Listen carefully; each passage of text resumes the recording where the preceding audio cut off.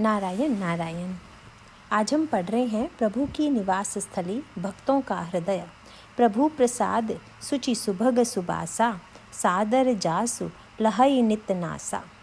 Bye युग तुलसी पद्म भूषण परम पूज्य डॉक्टर श्री राम किंकर जी महाराज। प्रथम प्रवचन। श्री राम शरणम मम। प्रथम प्रवचन। प्रभु प्रसाद सुचि सुभग सुबासा, सादर जासु लहई नित नासा। तुम ही निवेदित भोजन करहीं, प्रभु प्रसाद पट भूषण धरहीं। शीस नवहीं सुर गुर द्विज देखी, प्रीति सहित करी विनय विशेषी। करनित करहीं राम पद पूजा, राम भरोस हृदय नहीं दूजा। चरण राम तीरथ चली जाहीं, राम बसहु तिनके मन माही। मंत्र राजु नित जपहि तुम्हारा, पूजहि तुमहि सहित परिवारा।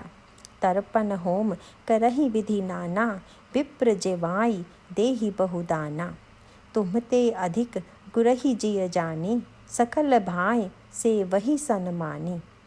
सबु करी मांगहि एक फलु, राम चरण रति होउ। तिनके मन मंदिर बसहु, सिय रघुनंदन दो। श्री राम कथा रस के रसिक महानुभावों और भक्तिमती देवियों, जानकी जीवन श्री राम भद्र की असीम अनुकंपा से आज पुनः हमें यह अवसर मिला है कि भगवान श्री लक्ष्मी नारायण की पावन सन्निधि में एकत्र होकर प्रभु की मंगलमयी कथा कहें और सुने। इस आयोजन के पीछे बिरला दंपति श्रीमती सरला जी बिरला एवं श्री बसंत कुमार जी बिरला की महती श्रद्धा है। कई वर्षों से चलने वाली मंगलमयी कथा की यह मधुर धारा उनकी भक्ति भावना का ही फल है। मैं बिरला दंपति को हार्दिक आशीर्वाद देता हुआ मंगल कामना करता हूँ कि भौतिक संपत्ति के साथ ही श्रद्धा की जो महान संपत्ति उनके पास है, उसमें भी निरंतर वृद्धि होती रहे। महर्षि वाल्मीकि से प्रभु यह प्रश्न करते हैं कि आप मेरे रहने के लिए कोई ऐसा स्थान बताइए जहाँ मैं श्री सीता जी और लक्ष्मण के साथ निवास करूँ। पहले तो इसके उत्तर में महर्षि ने यह कहा कि जब आप सर्वव्यापी हैं तो भला मैं यह कैसे कहूँ कि आप यहाँ रहिए। यद्यपि यह उत्तर विचार तथा ज्ञान की दृष्टि से दिया गया था, किंतु भक्ति की दृष्टि से महर्षि वाल्मीकि ने भगवान श्री राम के निवास स्थान के लिए 14 प्रकार के भक्तों के हृदय की ओर संकेत करते हुए प्रभु से प्रार्थना की कि आप इन भक्तों के हृदय में निवास करें। उन स्थानों में से पिछले वर्ष तृतीय स्थान की चर्चा चल रही थी।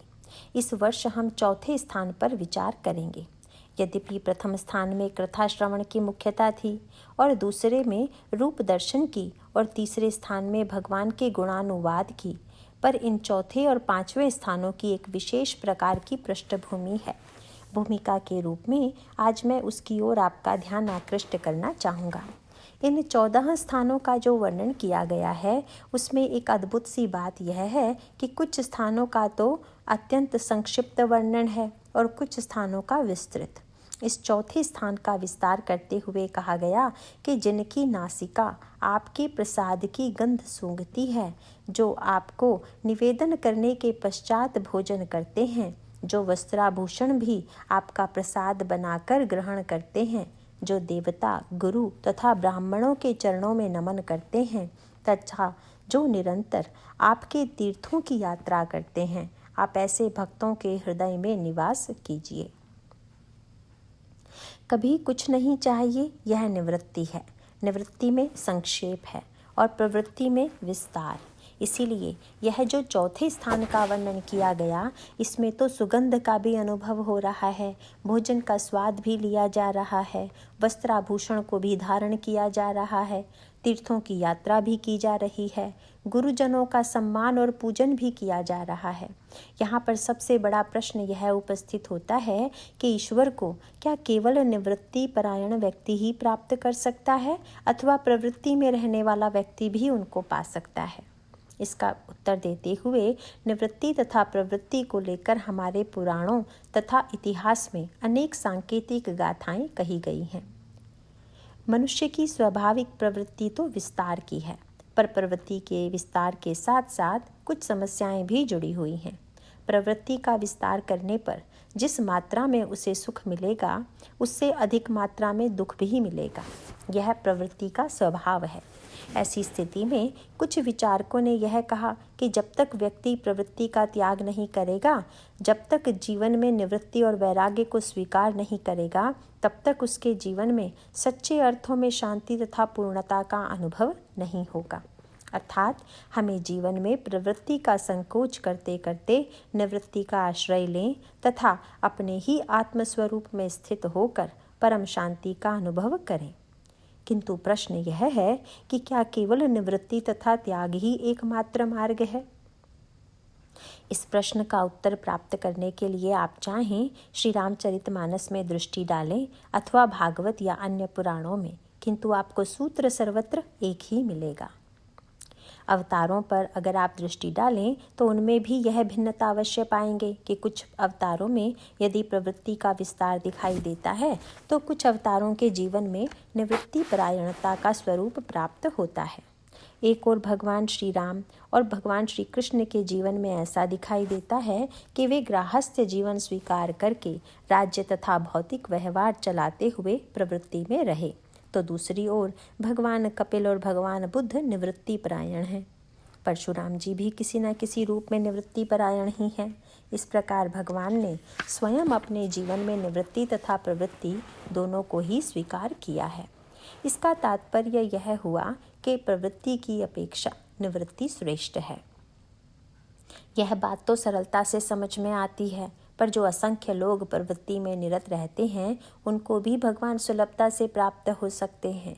इसीलिए भगवान स्वयं अपने जीवन में प्रवृत्ति को भी स्वीकार करते हैं। कर्मशास्त्र की मान्यता यह है कि प्रवृत्ति का विस्तार कीजिए और ज्ञान मार्ग की मान्यता है कि निवृत्ति ही जीवन का चरम लक्ष्य है। पर भक्तों का एक तृतीय मार्ग है जिसमें उन्होंने निवृत्ति तथा प्रवृत्ति दोनों में एक समन्वय स्थापित करते हुए यह बताया कि हम प्रवृत्ति में रहकर कैसे निवृत्ति का भी आनंद प्राप्त कर लें तथा उसके लिए प्रवृत्ति से दूर जाने की आवश्यकता भी ना पड़े। भक्तों का यह समन्वय सूत्र आपको सांकेतिक भाषा में सुग्रीव जी तथा हनुमान जी के प्रसंग में दिखाई देगा।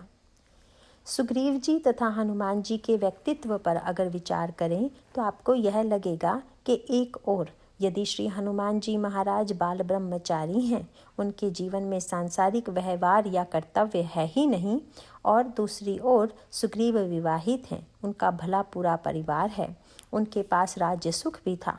पर रामायण की सांकेतिक भाषा यह है कि भगवान की प्राप्ति यदि श्री हनुमान जी को हुई तो सुग्रीव जी भी उन्हें प्राप्त करने में सफल हुए।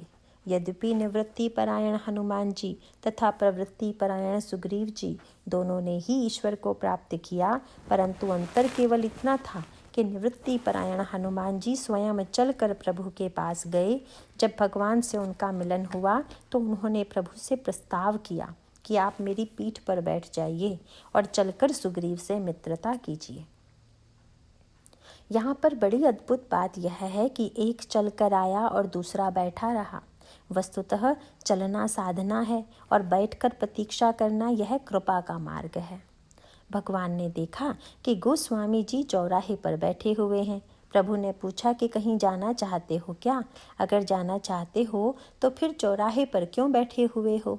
गोस्वामी जी ने कहा, प्रभु मैं चला तो आपकी ही ओर था, लेकिन जब मैं इस ज्ञान भक्ति कर्म तथा शरणागति के चौराहे पर पहुंचा तो रुक गया, क्योंकि मुझे लगा कि जैसे हम किसी से मिलने चलें और ठीक उसी समय वह भी हमसे मिलने को चल पड़े, तो यदि मार्ग एक ही होता तब तो बीच मार्ग में भेंट हो जाएगी। पर जिससे आप मिलने जा रहे हों अगर उसके आने के कई मार्ग हों और आप चल रहे हों एक मार्ग से तथा वह दूसरे मार्ग से चल पड़े, तब तो भेंट होना ही कठिन हो जाएगा। तुलसीदास जी ने कहा, महाराज मुझे पता चल गया कि ये चारों मार्ग आप ही के हैं, तब मैं चक्कर में पड़ गया कि मैं एक मार्ग से चलूं और आप कहीं दूसरे मार्ग से ना निकल पड़े। इसीलिए मैं चौराहे पर बैठ गया कि आप चाहे जिधर से चलें पर यहाँ तो मिलेंगे ही। उन्होंने विनय पत्रिका में इसका सूत्र देते हुए कहा कि नाथ कृपा ही को पंथ चितवत दीन हूँ दिन राती। महाराज मैं तो आपकी कृपा का मार्ग देख रहा हूँ क्योंकि अगर आपने बता दिया होता कि आपकी प्राप्ति का केवल यही मार्ग है तो मैं उसे स्वीकार कर लेता, पर जब मैं देखता हूँ कि आप विविध प्रकार के व्यक्तियों को अपनी उपलब्धि करा देते हैं, तब तो यही लगता है कि हो ही धों के ही काल दीन दयालु जानी न जाती। प्रभु, आपका आगमन किस मार्ग से होता है यह ठीक ठीक पता नहीं चल पाता। ठीक यही संकेत यहाँ पर भी है। श्री हनुमान जी तथा श्री सुग्रीव जी के संदर्भ में एक बड़ी उल्टी सी बात यह दिखाई देती है कि अगर कोई निवृत्ति परायण व्यक्ति हो तो उसे हम अधिक सम्मान देते हैं अपेक्षाकृत प्रवृत्ति परायण व्यक्ति के, क्योंकि निवृत्ति परायण व्यक्ति के बारे में हम सोचते हैं कि इसके मन में कोई कामना नहीं है, और प्रवृत्ति परायण व्यक्ति के बारे में हमारी धारणा होती है कि इसके मन में तो कुछ न कुछ पाने की वासना होगी। इसीलिए हम लोग निवृत्ति परायण व्यक्ति को ज़्यादा सम्मान देते हैं। पर यहाँ पर क्रम उलट गया, क्योंकि निवृत्ति परायण श्री हनुमान जी को तो स्वयं चलकर प्रभु के पास आना पड़ा। श्री हनुमान जी इतने उदार हैं कि वे प्रभु से कहते हैं कि सुग्रीव के पास आप ही चलिए। भगवान श्री राघवेंद्र ने पूछा, जैसे तुम आए वैसे तुम्हारे साथ वे भी तो आ सकते थे। हनुमान जी ने कहा, महाराज, वे भागते भागते इतना थक गए हैं कि अब उनमें एक कदम भी चलने की शक्ति नहीं है, इसीलिए वे थक कर बैठ गए हैं। अब आप ऐसा कीजिए कि मेरी पीठ पर बैठ जाइए और चलकर स्वयं ही सुग्रीव से मित्रता कीजिए। तेहि सन नाथ मैत्री कीजे, दीन जानि तेहि अभय करीजे। भगवान श्री राघवेंद्र ने दोनों से संबंध जोड़ा, सुग्रीव को मित्र बनाया और हनुमान जी को सेवक। हनुमान जी का सेवा धर्म निस्वार्थ है, उनमें बस सेवा ही सेवा है, कोई आकांक्षा नहीं है। पर जब प्रभु ने सुग्रीव को मित्र बनाया तो पहले ही कह दिया कि मेरा तुम्हारा मित्र का नाता है, और जानते हो मित्र का लक्षण है कि देत लेत मन संक न धरई। देने और लेने में किसी प्रकार का संकोच नहीं करना चाहिए। यद्यपि हनुमान जी से तो केवल लेने ही लेने का नाता है, पर सुग्रीव से तो लेने और देने दोनों का ही नाता है। इस प्रकार एक ओर तो भगवान निवृत्ति परायण व्यक्ति से कहते हैं कि आप मुझे जो भी देना चाहें दे दीजिए, और दूसरी ओर प्रवृत्ति परायण व्यक्ति से कहते हैं कि आप जो देना चाहें अवश्य दे दीजिए, पर मुझसे मांगने में भी किसी प्रकार का संकोच मत कीजिएगा। इस प्रकार रामचरितमानस की मान्यता है कि निस्संदेह प्रवृत्ति की अपेक्षा निवृत्ति श्रेष्ठ है, पर जहाँ तक भगवान की कृपा का संबंध है, व्यक्ति प्रवृत्ति मार्ग में भी उसकी अनुभूति कर सकता है। इसका एक अत्यंत महत्वपूर्ण सूत्र रामचरितमानस में दिया गया है। भगवान के अवतार की जो परंपरा है उसमें यह कहा गया कि यद्यपि शतरूपा तथा देवहूति दोनों ने भगवान को प्राप्त किया, किंतु अंतर यह है कि देवहूति ने भगवान को जिस रूप में प्राप्त किया, शतरूपा जी ने उससे सर्वथा भिन्न रूप में। शतरूपा जी राजा की पत्नी हैं, उनमें प्रवृत्ति की वृत्ति मुख्य है। देवहूति मुनि पत्नी हैं, उनके गर्भ से भगवान कपिल के रूप में जन्म लेते हैं। यद्यपि राजा प्रवृत्ति प्रधान है तथा मुनि निवृत्ति प्रधान, पर भगवान दोनों के घर जन्म लेते हैं। एक और भगवान कौशल्या जी, जो पूर्व जन्म में शतरूपा थी, के यहाँ अवतरित होकर उन्हें वात्सल्य का दिव्य सुख प्रदान करते हैं, तो दूसरी ओर भगवान कपिल के बारे में आपने श्रीमद् भागवत महापुराण में अवश्य पढ़ा अथवा सुना होगा। उनके पिता थे कर्दम मुनि एवं माँ थी देवहूति। मुनि कर्दम इतने निवृत्ति परायण थे कि कपिल भगवान के गर्भ में आते ही वे तपस्या करने चले गए। इसके बाद भगवान ने देवहूति के गर्भ से अवतार लिया। भागवत में देवहूति और भगवान कपिल का बड़ा ही विलक्षण संवाद है, जिसमें वे माँ को उपदेश देकर वैराग्य निवृत्ति प्रदान करते हैं और स्वयं भी वन की दिशा में चले जाते हैं। रामचरितमानस में इस प्रसंग का वर्णन करते हुए कहा गया है कि देवहूति पुनीता सुकुमारी, जो मुनि कर्दम कई प्रिय नारी। आदि देव प्रभु दीन दयाला, जठर धरेउ जहि कपिल कृपाला। सांख्य शास्त्र जिन प्रगट बखाना, तत्व विचार निपुण भगवाना।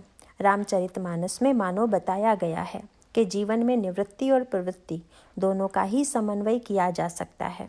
अगर हमारी वृत्ति प्रवृत्तिमयी है तो हम भक्ति मार्ग को स्वीकार कर सकते हैं। यदि निवृत्ति की ओर हमारा रुझान है तो ज्ञान का मार्ग ही श्रेयस्कर है। क्योंकि ज्ञान मार्ग निवृत्ति प्रधान मार्ग है तथा भक्ति प्रवृत्ति प्रधान। इस संदर्भ में मुझे एक बड़ा मनोरंजक संस्मरण याद आ रहा है। बम्बई में ज्ञान दीपक प्रसंग की कथा चल रही थी। उस समय एक श्रोता ने बहुत बढ़िया संस्मरण सुनाया। ज्ञान दीपक प्रसंग का वर्णन करते हुए गोस्वामी जी कहते हैं, सात्विक श्रद्धा धेनु सुहाई, जौं हरि कृपा हृदय बस आई। जप तप व्रत जम नियम अपारा, जे श्रुति कह शुभ धर्म आचारा। तेई तृण हरित चरई जब गाई, भाव बच्छ शिशु पाई पिन्हाई। नोई निवृत्ति पात्र विश्वासा, निर्मल मन अहीर निज दासा। परम धर्ममय पय दुहि भाई, अबटई अनल अकाम बनाई। तोष मरुत तम क्षमा जुड़ावई, धृति सम जावनु देई जमावई। मुदिता मयई विचार मथानी, दम आधार रजु सत्य सुबानी। तब मई काढ़ी लेई नवनीता, विमल विराग सुभग सुपुनीता। जोग अगिनि करि प्रगट तब, कर्म शुभा शुभ लाई। बुद्धि सिरावई ज्ञान घृत, ममता मल जरि जाई। सबसे पहले सात्विक श्रद्धा की गाय ले आइए, उसे चारा खिलाइए, बछड़ा लाइए, अहीर लाइए तथा अहीर बर्तन में दूध दुहे। उस दूध को पकाने के बाद जमा कर दही प्राप्त करें। दही को मथकर उसमें से मक्खन प्राप्त करें और मक्खन को आग पर पकाकर घी बनावें।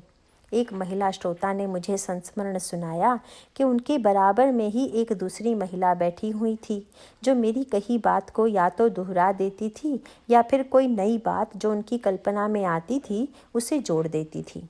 सबसे मनोरंजक बात जो उन्होंने सुनाई वह यह थी कि जब मैंने यह कहा कि मक्खन को पकाकर घी बनाया जाए, तो एक वाक्य उन्होंने जोड़ दिया कि इसके बाद रोटी पका लें और उस घी को रोटी पर लगाकर खा लें। सुनकर मुझे बड़ी हंसी आई, पर सचमुच इतने परिश्रम से घी बनाया जाए और उसे जला दिया जाए, शायद यह उन्हें पसंद नहीं था। इसीलिए उन्होंने यही कल्पना की कि आगे रोटी पर चुपड़कर खा लेने में ही सच्चा आनंद है। लेकिन भाई, ज्ञान मार्ग की यही तो कठिनाई है कि इतने परिश्रम से आप दूध प्राप्त कीजिए पर पीजिए मत, दही जमाइए पर खाइए मत, मक्खन बनाइए पर उसका सेवन मत कीजिए, घी भी बनाइए तो उसे खाइए मत, बस जलाने को प्रस्तुत हो जाइए। इसका तात्विक अभिप्राय यह है कि ज्ञान मार्ग की मान्यता त्याग प्रधान है, न कि संग्रह अथवा भोग प्रधान। ज्ञान दीपक प्रसंग का प्रारंभ करते हुए कहा गया है कि सात्विक श्रद्धा धेनु सुहाई, श्रद्धा की गाय ले आइए, उसको जप तप व्रत यम नियम आदि का चारा खिलाइए। इसके बाद भाव का बछड़ा ले आइए। इसमें एक विचित्र संकेत यह किया गया है कि भाव की प्रधानता भक्ति में भी है और ज्ञान में भी। भावना केवल भक्त के जीवन में ही हो यह बात नहीं है, ज्ञानियों के जीवन में भी भावना की आवश्यकता है, पर उसमें कुछ अंतर अवश्य है। गाय दोहने की परंपरा है कि आप बछड़ा तो ले आते हैं पर उसे आप पूरा दूध नहीं पीने देते। गाय पिन्हा जाए इसीलिए हम बछड़े को आगे तो कर देते हैं, लेकिन जो ही वह थोड़ा सा दूध पी लेता है तुरंत उसे अलग कर देते हैं और बाकी का सारा दूध अपने लिए एकत्र कर लेते हैं। भक्त लोग यदि गाय दूहते तो शायद भाव के बछड़े को ही सारा दूध पिला देते, किंतु ज्ञानी कहते हैं कि यद्यपि भाव तो हमें भी चाहिए, पर इतने अधिक भावनामय न हो जाएं कि भाव में ही सारा रस समाप्त हो जाए। इसीलिए हम भाव का प्रयोग करेंगे तो पर उतनी मात्रा में ही करेंगे जिसमें कि श्रद्धा की गाय के स्तनों में दूध आ जाए। इसके बाद भाव के बछड़े को भी हटा लेना है। पुराने समय में गाय दूहने की एक पद्धति ऐसी थी कि जिसमें दूध दूहते समय गाय के पिछले पैरों को एक पतली रस्सी से बांध दिया जाता था, जिसे उत्तर प्रदेश में नोए कहते हैं। गोस्वामी जी ने भी ठीक उसी शब्द का प्रयोग करते हुए कहा कि श्रद्धा की गाय सत्कर्म का चारा और भाव का बछड़ा, पर इतना होने के बाद भी गाय का पिछला पैर बांध दीजिए। शास्त्रीय मान्यता है कि गाय के पिछले पैरों को बांधे बिना गाय दूहने की प्रक्रिया धर्म के विरुद्ध है। शास्त्र तो प्रत्येक व्यवहारिक वाक्य को धर्म के रूप में प्रस्तुत करता है। अगर इस बात को छोड़ भी दें कि यह धर्म के विरुद्ध है, तो केवल व्यवहारिक दृष्टि से विचार करें तो इसका तात्पर्य यह हुआ कि गाय चाहे कितनी भी अच्छी क्यों ना हो, पर यह डर बना ही रहता है कि कहीं गाय के पिछले पैरों से टकराकर बर्तन उलट ना जाए, क्योंकि गाय का स्तन पिछले पैरों के निकट है। गाय अगर किसी भी कारण से रुष्ट होकर या उसे कोई मक्खी ही काट ले और अपना पिछला पैर चला दे, तो सारा का सारा दूध गिरकर नष्ट हो जाएगा। गोस्वामी जी ने बहुत बढ़िया बात कही कि भाई, श्रद्धा की गाय ले आइए, सत्कर्म का चारा खिलाइए, भाव का बछड़ा ले आइए, पर उस गाय के दोनों चरण रस्सी से अवश्य बांध दीजिए। उनसे पूछा गया, रस्सी कौन सी है? तो गोस्वामी जी कहते हैं, नोई निवृत्ति। यह निवृत्ति ही नोई है, और यह बड़ी व्यवहारिक बात है। इसका अर्थ है कि आपने श्रद्धा भावना आदि के द्वारा दूध दूहने का प्रयत्न तो किया, पर अगर उसका केवल प्रवृत्ति में ही प्रयोग करते रहे, जो प्रयत्न किया वह सब का सब आपने प्रवृत्ति में ही लगा दिया, तब तो आपका सारा का सारा दूध जमीन पर ही गिर जाएगा। कबीरदास जी से किसी ने पूछा, महाराज, मैं तो बहुत दिन से साधना करता हूँ, पर मुझे तो कोई लाभ नहीं हुआ। उन्होंने कहा कि अगर कोई किसान परिश्रम करके खेती करे और जब खेती हरी भरी हो जाए, उसमें दाने लग जाएं, तब वह उस खेत में पशुओं को चरने छोड़ दे, तो क्या तुम कल्पना करते हो कि जब खेत कटेगा तब उसको भी अन्न मिलेगा? उन्होंने कहा, तुम्हारे खेत में भी यद्यपि साधना के बीज पड़ तो रहे हैं, पर तुम उसको खिलाए दे रहे हो। वे कहते हैं कि माया मृग काया बसई, कैसे उबरई खेत, जो बोवई सोई चरई लगई, न हरी सो लेत। इस प्रकार जो बो रहा है वही चर रहा है। निवृत्ति की रस्सी से गाय का पैर बांध देने का अभिप्राय है कि श्रद्धा के परिणाम स्वरूप शुद्ध दूध को छोड़कर संसार की कोई दूसरी वस्तु पाने की इच्छा हमारे मन में ना हो। यद्यपि यह कार्य अत्यंत कठिन है। जब परम धर्ममय पय दुहि भाई, श्रद्धा की गाय से अहिंसा का दूध दुहा जाए, तब दही बनाने के लिए दूध को गाढ़ा बनाना पड़ता है। सचमुच यह अत्यंत त्याग का मार्ग है, क्योंकि नोई के द्वारा गाय के पिछले पैरों को बांध दिया गया, लेकिन इतना होते हुए भी दूध अभी पतला है। दूध गाढ़ा कब होगा?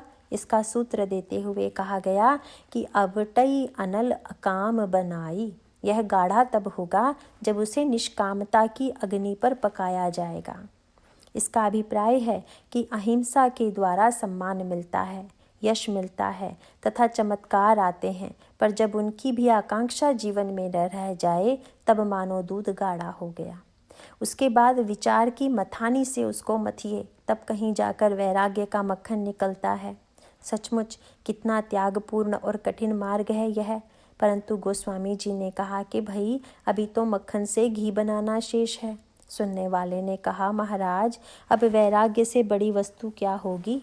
तुलसीदास जी ने कहा, अगर मक्खन को ही दिए में जलाइए गए तो दिया ठीक तरह से नहीं जल पाएगा, क्योंकि मक्खन में दही की थोड़ी सी खटास रह जाती है।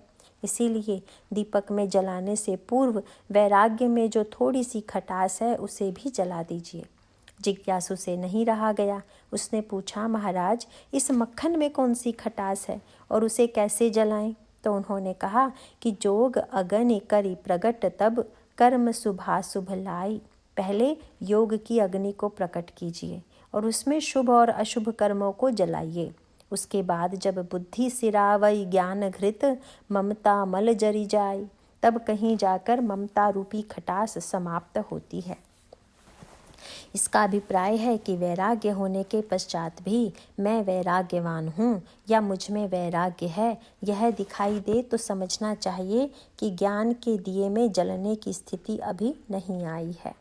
इस प्रकार ज्ञान के इस कठिनतम मार्ग में निवृत्ति, निष्कामता तथा वैराग्य और वैराग्य में भी चरम त्याग, ममता के त्याग का वर्णन किया गया है।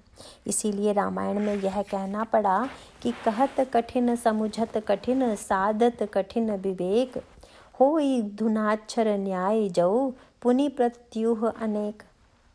इस ज्ञान मार्ग में सर्व त्याग है निवृत्ति, पर कर्म मार्ग की मान्यता है कि मनुष्य को कर्म करते रहना चाहिए, व्यवहार में रहना चाहिए और यह बात सृष्टि के प्रारंभ से ही चली आ रही है।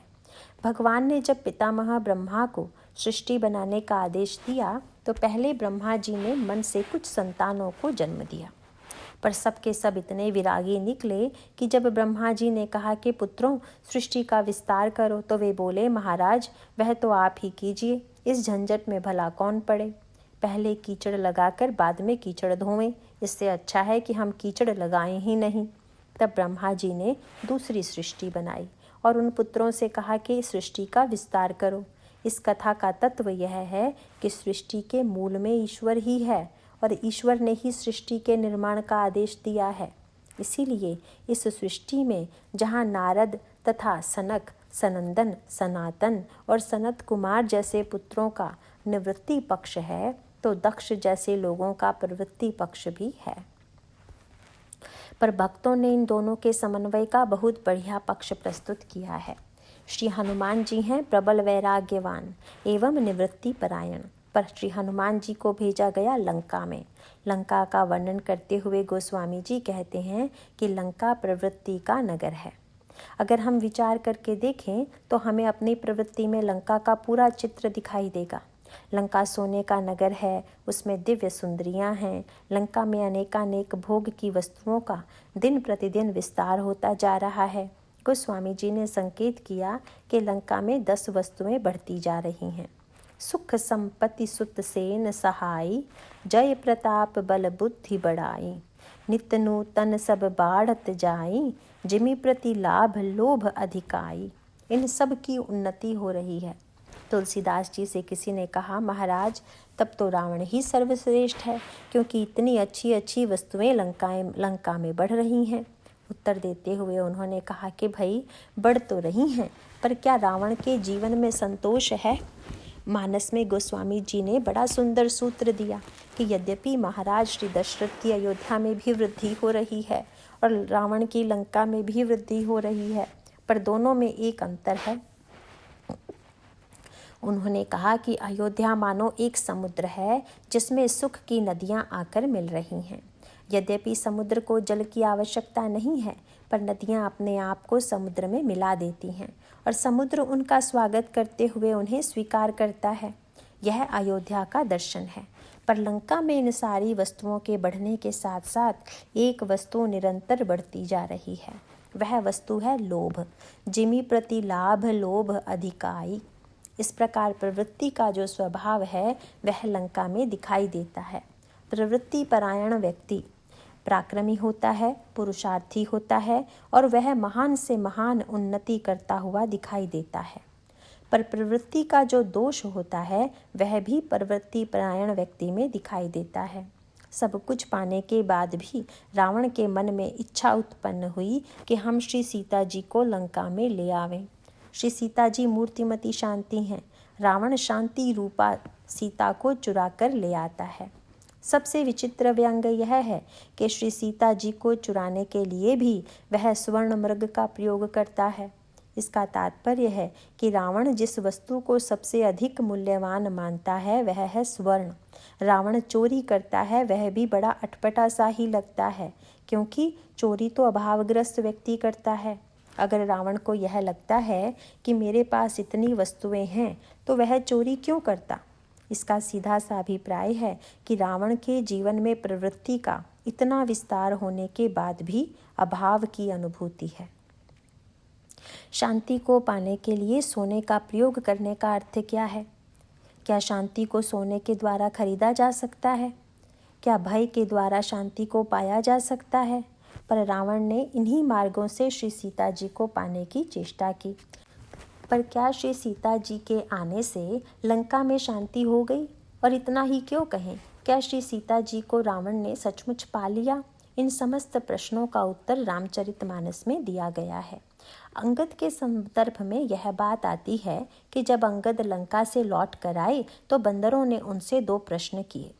एक प्रश्न तो बंदरों का यह था, महाराज आपको बैठे बैठे यह क्या सूझी कि रावण की सभा में आपने यह घोषणा कर दी कि यदि मेरे पैर को तुम्हारी सभा का कोई व्यक्ति हटा दे तो मैं श्री सीता जी को हार जाऊंगा।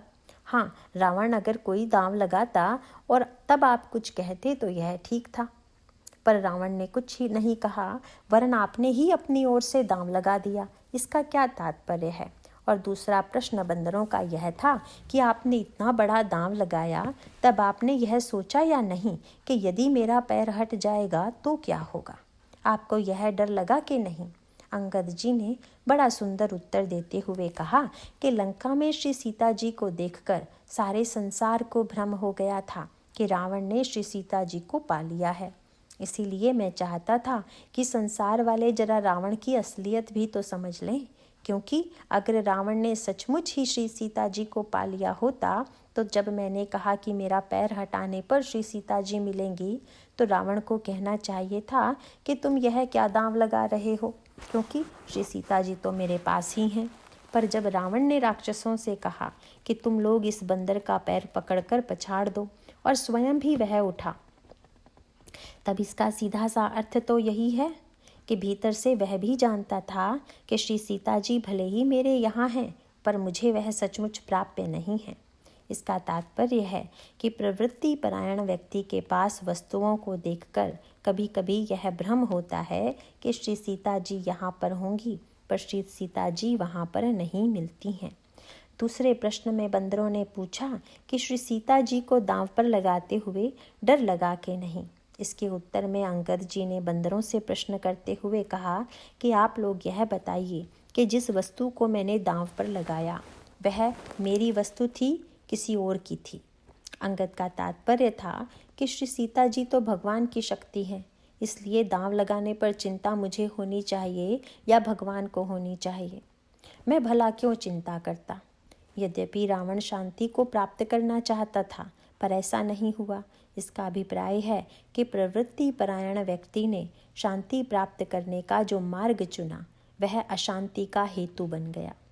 वस्तुतः लंका में श्री सीता जी के आने के बाद जितनी अशांति बढ़ी उतनी पहले नहीं थी, पर सबसे सुंदर संकेत यह है कि उसी नगर में एक निवृत्ति परायण संत श्री हनुमान जी को श्री सीता जी मिल जाती हैं। भगवान श्री राघवेंद्र ने कहा था कि हनुमान, तुम लंका में श्री सीता जी के दर्शन करके आओ। मानो प्रभु का अभिप्राय था कि तुम तो निवृत्ति परायण हो और निवृत्ति में शांति मिलती है, यह तो सभी जानते हैं, पर क्या प्रवृत्ति में भी शांति पाई जाती है? यह दिखाने के लिए तुम उसका भी आदर्श प्रस्तुत करो। हनुमान जी जो स्वयं निवृत्ति परायण हैं, प्रवृत्ति के नगर लंका में शांति रूपा श्री सीता जी की खोज में जाते हैं, पर लंका का प्रत्येक घर ढूंढने के पश्चात भी उन्हें शांति स्वरूपा श्री सीता जी कहीं नहीं मिलती। तब उनको लगने लगा कि सचमुच लंका में शांति कहीं है ही नहीं, प्रवृत्ति में भला शांति कहाँ। लेकिन तभी अकस्मात मिल गए श्री विभीषण जी। विभीषण से हनुमान जी ने कहा, हैं तो यहीं पर, उन्हें आप महलों में मत ढूंढिए, अपितु अशोक वाटिका में जाइए, वहाँ पर आपको सीता जी मिलेंगी। गोस्वामी जी ने वहाँ पर शब्द यही लिखा कि जुगति विभीषण सकल सुनाई, चले पवन सुत विदा कराई। विभीषण जी ने श्री हनुमान जी को ऐसी युक्ति बता दी कि जिससे उन्हें श्री सीता जी प्राप्त हो सके। इस संदर्भ में एक महत्वपूर्ण संकेत देते हुए यह कहा गया कि प्रवृत्ति तथा निवृत्ति में भक्ति मार्ग मानो सेतु के समान है। इस प्रसंग में उपनिषदों का यह श्लोक साकार हो रहा है, जिसमें कहा गया कि ईशावांस्यमिदं सर्वं यत्किंच जगत्याम जगत तेन त्यक्तेन भुंजीथा मा गृध कस्य विद्धनम। इस श्लोक की विलक्षणता यह है कि इसमें एक ओर त्याग तो दूसरी ओर भोग दोनों की बातें कही गई हैं। तेन त्यक्तेन से त्याग की ओर संकेत किया गया तथा भुंजीथा से भोग की बात कही गई। निवृत्ति परायण तो विशुद्ध त्याग पर विश्वास करता है और भक्ति की विशेषता है कि वह हमें बताती है कि अगर हम प्रवृत्ति की वस्तुओं को भोग की सामग्री बना लेंगे तो हमारे जीवन में दुख तथा अशांति बढ़ेगी। इसलिए पहले तो प्रवृत्ति की वस्तुओं को हम भगवान से जोड़ दें और उसके पश्चात प्रवृत्ति की सारी वस्तुओं को लें, भोजन का स्वाद भी लें, सुंदर से सुंदर वस्त्र भी पहने, अच्छी से अच्छी सुगंधि का उपयोग करें, पर भोग की सामग्री के स्थान पर भगवान के प्रसाद के रूप में ग्रहण करें। यही सूत्र हनुमान जी के प्रसंग में भी दिया गया है। जगजननी श्री सीता जी का दर्शन करके हनुमान जी को परम शांति का अनुभव हुआ। उसके पश्चात जब वार्तालाप हो चुका तो हनुमान जी ने पूछा, माँ, फल तो बड़े सुंदर सुंदर लगे हुए हैं, इन्हें खाना ठीक है कि नहीं? उनका अभिप्राय था कि प्रवृत्ति नगर में जो फल दिखाई दे रहे हैं, क्या इनसे भूख मिटेगी? ज्ञान की वाटिका में तो मधुर फल मिल ही जाते हैं, निवृत्ति तथा त्याग में तो तृप्ति है ही। पर श्री सीता जी ने इस प्रसंग में एक नया सूत्र दिया। पहले तो माँ ने कहा कि हनुमान, तुम तो बहुत बड़े त्यागी विरागी हो, क्या तुमको भी भूख लगती है? हनुमान जी ने कहा, माँ, पहले तो भूख नहीं थी, पर अभी अभी आपने बेटा कहा है ना, जब पुत्र माँ के पास जाए तब तो उसे भूख लगनी ही चाहिए। हर माँ को पुत्र को खिलाने की चिंता होती है। कोई माँ यह नहीं चाहेगी कि मेरा बेटा निष्काम हो जाए। यद्यपि माँ बालक को यह तो शिक्षा देती है कि किसी दूसरे के घर में जाना तो मांगना मत, कोई कुछ दे तो उसको लेने में नहीं कर देना, पर यह कभी नहीं कहती कि तुम भूख लगने पर मुझसे भी मत मांगना। बल्कि माँ तो बड़े प्यार से कहती है कि बेटा, किसी अन्य से तो मत मांगना, पर मुझसे जरूर मांगना। हनुमान जी ने कहा, माँ, मैं आया तो निवृत्ति मार्ग से ही था, पर जब आपने माँ बनकर मुझे अपना पुत्र स्वीकार किया तो मुझे लगा कि क्या प्रवृत्ति के नगर में भी तृप्ति हो सकती है? क्या यहाँ पर भी भूख मिट सकती है? लेकिन माँ ने कह दिया, सुनु सुत करहि विपिन रखवारी, परम सुभट रजनी चर भारी। इसका तात्पर्य है कि प्रवृत्ति के नगर में अगर फल खाएंगे तो राक्षस पिटाई किए बिना नहीं रहेंगे। दुर्गुण दुर्विचार ही राक्षस हैं। हनुमान जी ने तुरंत कहा, तिनकर भय माता मोहि नाहि, जो तुम सुख मानहु मन माही। माँ, मुझे इनका डर बिल्कुल नहीं है, केवल आप प्रसन्न होकर कहिए कि मुझे फल खाना है कि नहीं। तब माँ ने बड़ा अनोखा सूत्र देते हुए कहा, बेटा, फल सीधे मत खाना, क्योंकि खाने से पहले एक काम करो। और तब माँ ने आशीर्वाद देते हुए कहा, हनुमान, देखि बुद्धि बल निपुण कपि, कहु जानकी जाहु, रघुपति चरण हृदय धरी, तात मधुर फल खाहु। पुत्र, फल खाने से पहले प्रसाद अवश्य बना लेना। श्री सीता जी का तात्पर्य है कि रावण के नगर का फल अगर रावण का समझकर खाओगे तो मोह के प्रभाव पड़े बिना नहीं रहेगा, पर अगर इसे प्रभु की प्रसादी बना लोगे तो प्रवृत्ति में भी मिठास एवं तृप्ति का अनुभव होगा। इस प्रकार मानो यह चौथा स्थान यह संकेत करता है कि हम प्रवृत्ति में भी कैसे प्रत्येक वस्तु को भगवान से जोड़कर प्राप्त करें तथा कैसे भगवान को अपने हृदय में बसावें। नारायण नारायण।